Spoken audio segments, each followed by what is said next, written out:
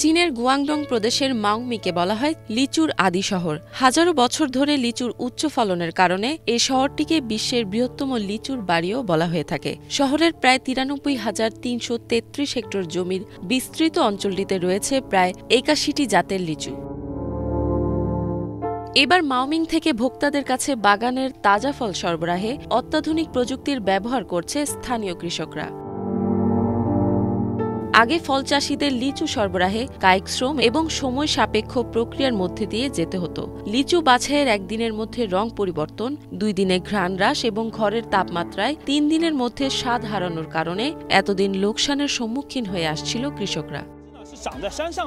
লিচু গাছ পাহাড়ে জন্মায়। বাছাই প্রক্রিয়া চলাকালীন কৃষকদের উপরে নিচে যাতায়াত করতে বেশ অসুবিধা হয়। ফলে ড্রোন ব্যবহার করে খরচ কমানোর পাশাপাশি সরবরাহের মাত্রা বাড়াতে আমরা কাজ করছি।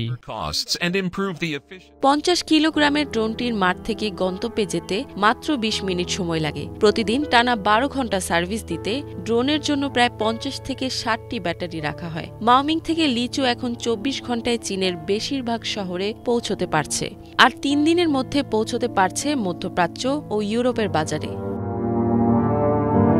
ড্রোনের মাধ্যমে বিশেষ করে অনলাইন প্ল্যাটফর্ম থেকে গ্রাহকরা সরাসরি বাগান থেকে লিচু ক্রয় করতে পারছে। ফলে শহরের অনলাইনে লিচু বিক্রির পরিমাণ বছরে ৯% বৃদ্ধি পেয়েছে। এখন অনলাইন বিক্রি মোট লিচু বিক্রির প্রায় ২৬%। এছাড়া বিশ্বব্যাপী ভোক্তাদের মধ্যে বোতলজাত লিচু ড্রিঙ্কের জনপ্রিয়তা বৃদ্ধি পাওয়ায় ওয়াংলাউজি গ্রেট হেলথ রিসার্চ ইনস্টিটিউটের senior product development engineer Zhang Hui বলেন, লিচুর সংরক্ষণ কঠিন হওয়ায় যত তাড়াতাড়ি সম্ভব তাজা লিচুর জুস করে -18 ডিগ্রি সেলসিয়াসে সংরক্ষণ করতে কাজ করছেন তারা। ইফাত জাহান, বাংলাভিশন।